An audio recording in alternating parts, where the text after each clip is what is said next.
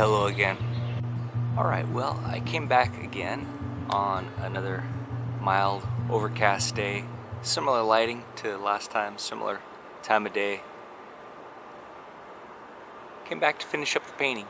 Alright, here's where I left the painting off the other day.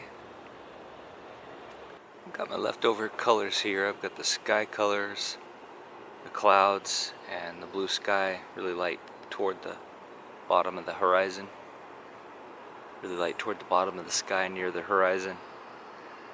I've got the stonework in the shadow and the stonework in the light, and then I've got the greens for the foliage in the ravine and around the stadium.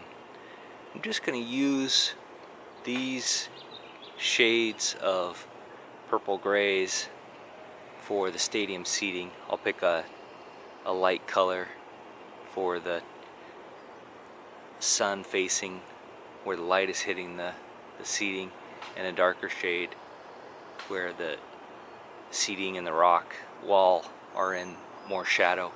Since it's overcast today, there are no real strong shadows, so I'm going to have to exaggerate a little bit to get it to read.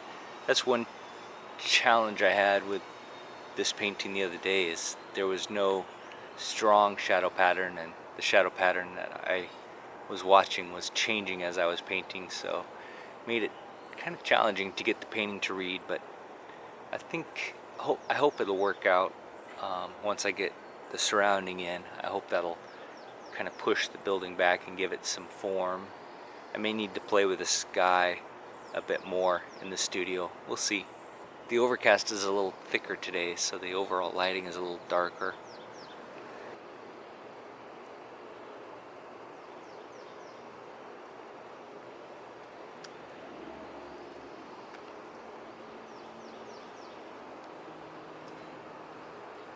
I'll start with this evergreen long flat. It's a number 4, maybe 3/8 of an inch wide, half an inch wide. And I'll paint the rock wall and the stadium in first. Dip it in a little bit of Gamsol to begin with. Let's try this combination here, maybe a little dark.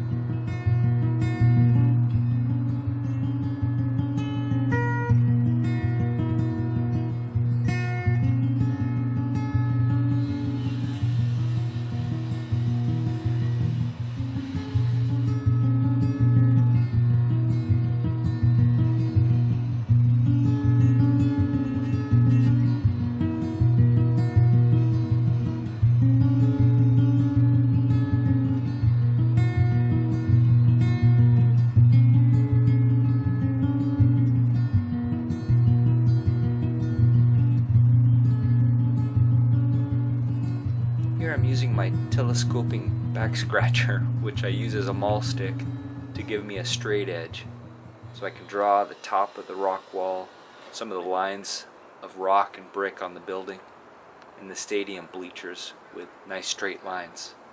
I don't want to be too rigorous, and I don't want every line to be perfectly straight.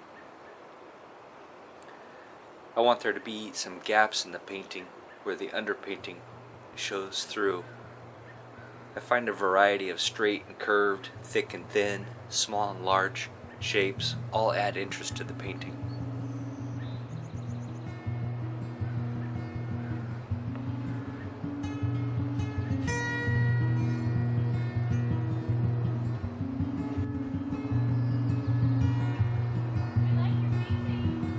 Oh, thank you.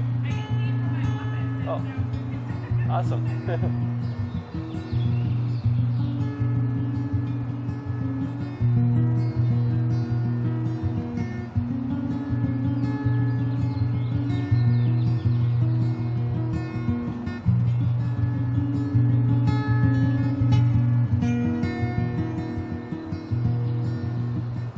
that same brush now, I'll paint the scrub brush and trees in the lower right hand corner. Moving quickly, I don't want the foreground area to be too detailed or to be distracting from the building.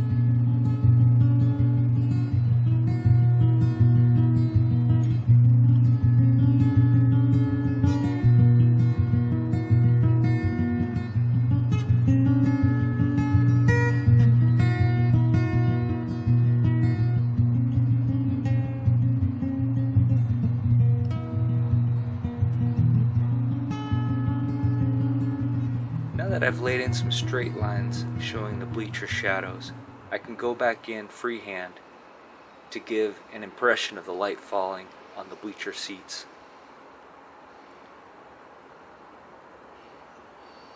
As I'm looking at the building, the center of interest, with my peripheral vision I can see that there are some shifts of color temperature in the bleachers, warm and cool.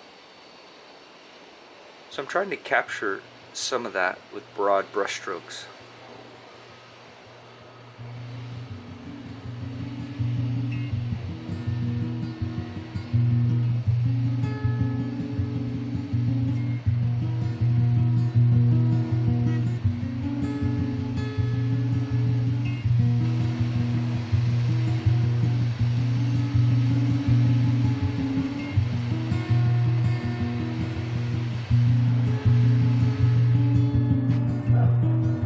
Well, here's where it ended up. Yeah, pretty challenging exercise. Trying not to make it just a perfect architectural drawing, but something more artistic. I like the blue windows against the orange brick. I think that looks nice. It's not quite what's here, but I think it's interesting. I'm not sure the stadium is working. It's not jumping ahead of the castle like I hoped, so I may need to go in and do a little more definition, but I didn't want to be too fiddly. I didn't want to draw each and every bleacher there, so I'll take a look at it again in the studio and decide what I need to change. I think I may need to firm this up a bit. It's a little messy, doesn't quite read. I think in general some of the shadows around the windows, the dormer windows, need to be tuned up just a bit, just firmed up a bit. Some sharp lines I think would help. I do like this turret. I think that reads well, and the overall shape of the building and this stone wall, I think that reads okay. Yeah, fun exercise. Beautiful old high school. Real treasure of Tacoma. Well, thanks so much for joining me. If you like these videos, please like and subscribe, and I'll see you in the next one. If you'd like to support the channel, please visit my website. I sell these little plein air pieces at a reasonable price because I consider them practice. It really makes me happy when someone likes my art enough that they want to hang it in their home. You can also sign up for my newsletter and stay up to date on my new work and shows and get a discount on original art and prints.